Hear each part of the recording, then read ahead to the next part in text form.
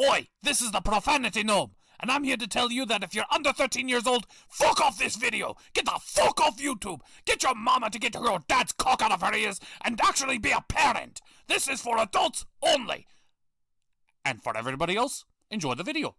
And don't forget to like and subscribe and comment below what you think, you fuck buckets. To stand out among the crowd, even if I gotta shout out loud, till mine is the only face that you see. Gonna stand out till you notice me.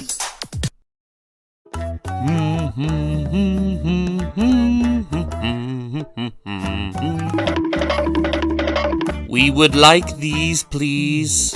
And how do you intend to pay for all this? With love? I am willing to pay for one thing each of reasonable cost, but we are not made of money. If you want something else, then you'll have to pay for it Oh, I am terribly sorry. I wasn't looking where I was going. I was disciplining my children. Oh, that's quite all right. I feel it's important to instill discipline and boundaries when you're children, wherever you are. Indeed.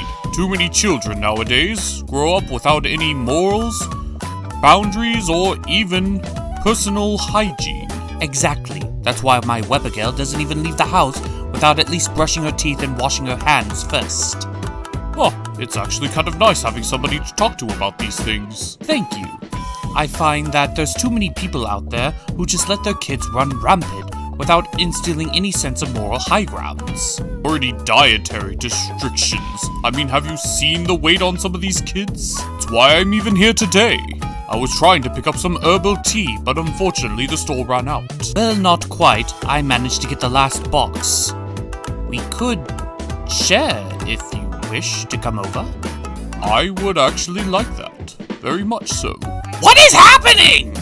Looks to me like there's going to be a new ship to sail soon. I don't understand it. He didn't even say hello, nurse. How is this love? This is the terror of the Terra-Fermians. The episode begins at the most rarest of rare architectural structures of a bygone era. The movie theaters. Ah, yes. Uncomfortable seating, terribly priced popcorn, and that one kid that always seems to cry and nobody wants to do anything until somebody flips their shit. I miss the theaters. But did we really have to sell Deadbeard in order to get this popcorn? I shall give you the worst curse of 1,000 years! Well, apparently the movie that all the kids went to go see was a horror movie. An action horror movie that they are still wound up about.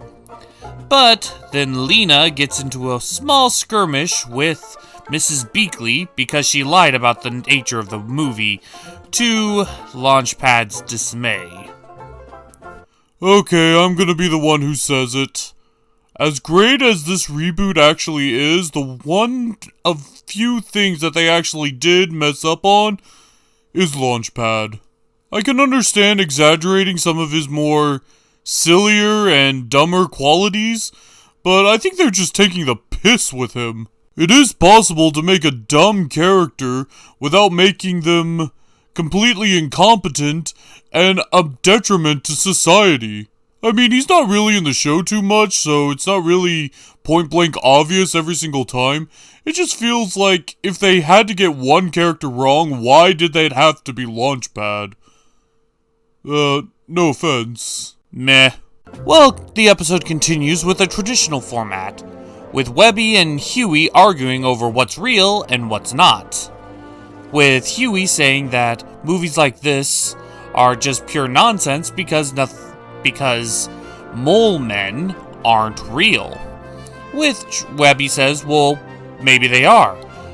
And she gives the title of the episode, The Terror of the Terra-Fermians could exist. And Huey denies it. So, Lena offers their one solution. Though before Mrs. Beakley can stop him, Launchpad freaks out and she has to calm him down, which gives the boys and the girls the perfect opportunity to investigate. Hooray! Let's do something stupid! 3, 2, 1. I fell down and hurt my stomach. Come on, gents. Gents doing something stupid again. Well, this is where we get into the second subplot of the episode. Launchpad's fear of mole men. After seeing the scary movie, he's convinced that anything can be a mole man, and he immediately starts suspecting Dewey. But enough about that, it's time to go back to the main plot. Looking for mole people. Lena, Huey, and Webby decide to go underground in an abandoned subway in order to try to find Terra-Fermians, or mole men. Webby says that they must exist because, well, why wouldn't they exist? They live in a world full of fantastic monsters. But Huey's argument is, if it doesn't exist in the Junior Woodchuck guidebook, it must not be real. But what about all the other things that weren't in the book? Like, episode 1 had at least 3 things. Don't worry, Huey's got a plan for that. He already wrote them down. But wait, they weren't in the book before. So, yeah, this is a major plot hole in the episode, but we'll continue. So they continue to explore when they find an abandoned subway car. And after getting a bit of fun and banter out of the way, they then run into the biggest problem in the episode, Mrs. Beakley being frustrated. Oh, right, I think we might be in trouble. Hey guys, look, I found drugs! Well, this is the part of the story where all 3 storylines begin to converge. Mrs. Beakley doesn't like Lena hanging out with Webby because she considers her the bad influence, and Lena doesn't like Mrs. Beakley judging her before actually getting to know her. And on top of that, there's a cave-in. So they all have to work together in order to get out of their situation. So they decide to start the train car for some reason. I think it would actually be a lot easier to walk, but okay, start the train car. So, Mrs. Beakley and Lena decide to team up to break the car that's underneath the rocks, while Launchpad and Dewey go off and try to start the engines. Launchpad still being suspicious that Dewey is a mole man. And everybody else is stuck inside the same squad car, while Louie is just watching Huey and Webby argue about the existence of mole people. When they get a sudden shock, they go up on top and discover that they're not actually being attacked, it's just a rock, and they continue to argue. Meanwhile, Lena is in no hurry to help out the bitch who won't let her see her friends anymore, and Mrs. Beakley had enough, and says she must be a horrible person and have a horrible family life. This makes Lena feel a bit angry and ashamed, and she starts at least trying to help out afterward. And while this is happening, Launchpad is just, well, being Launchpad, and his stupidity is getting the better of him, as Dewey really, really wishes that he wasn't there at the moment. Well, the fight between Huey and Webby begins to finally hit its peak when discovering that the rock that had hit the roof is no longer there. And they also realize they're not alone.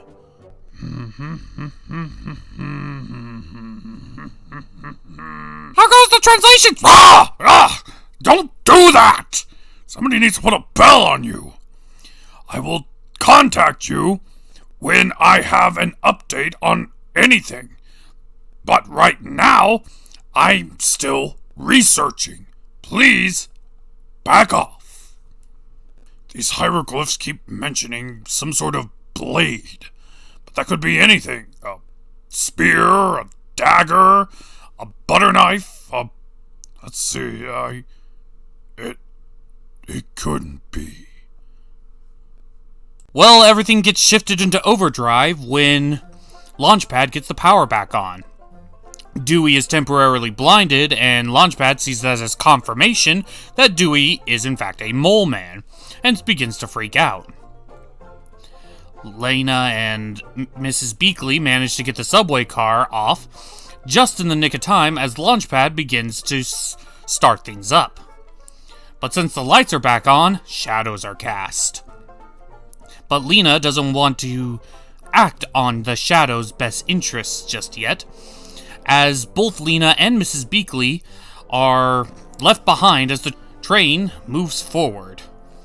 But there's also more things brewing and bumping in the night, as Huey, Louie, and Webby go face to face against the Terra-Fermians thingies, the mole men. They manage to make it back inside, only for Launchpad to see one right in the front of its rear view, and, well, derails a train. Wow, that escalated very quickly.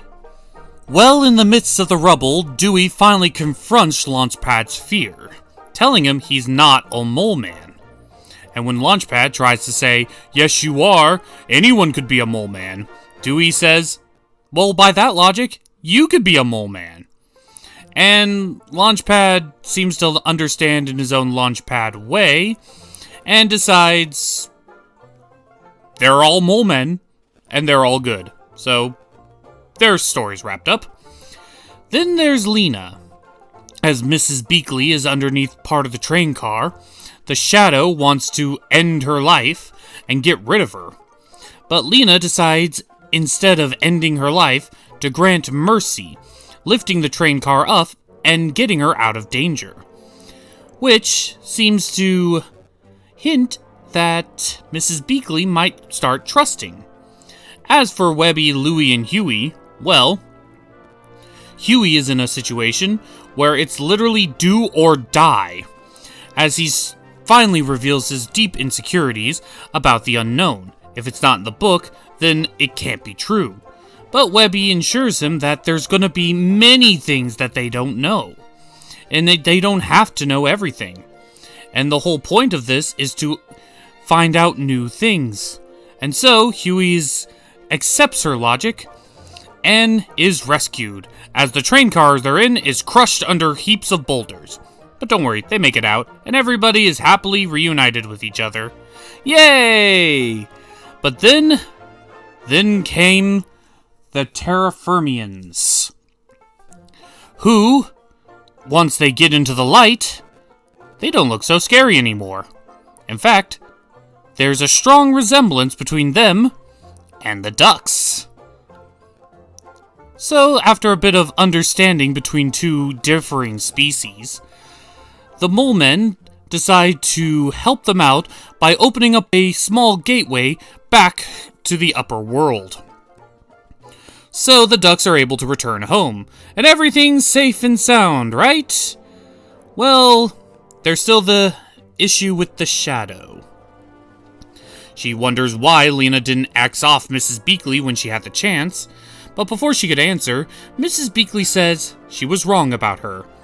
She's actually a good kid, and she's welcome at the McDuck Manor whenever she wants. For pancakes. And then we see the true motive. Lena's playing the long con. And that was Terror of the Terra-Fermians. I didn't really have much of an impact on this one. Or rather, it didn't have much of an impact on me. It seems like a pretty standard episode for the most part. I mean, the writing wasn't bad, it was just, well, they didn't really do much with this formula. Oh, it's not in the book, so it's not real. Oh, yes, it could be real because you can't possibly know everything. Oh, the monsters, you're a monster, you have to be a monster. No, I'm not, that's just your own paranoia. Oh, this kid was raised on the street, so thus she's a bad influence. Oh, don't judge a book by its cover. Yeah, we've seen all of this before. Now, it was handled pretty well, and an episode involving Lena versus Mrs. Beakley seemed to have been inevitable. So I'm glad they got it out of the way early. And it's still interesting to see Lena and what possibilities she has with her magical powers and Dark Shadow Reminder. Always plant the seeds to a bigger story, even in lackluster episodes like this one. Just to be clear, this episode wasn't bad. I didn't have as much of an impact as others. So, yeah. So with that being said, we're the Cartoon Gentlemen, the organizers of chaos. See you next time. To stand out among the crowd, Even if I gotta shout out loud, till mine is the only face that you see. Gonna stand out Till you notice me.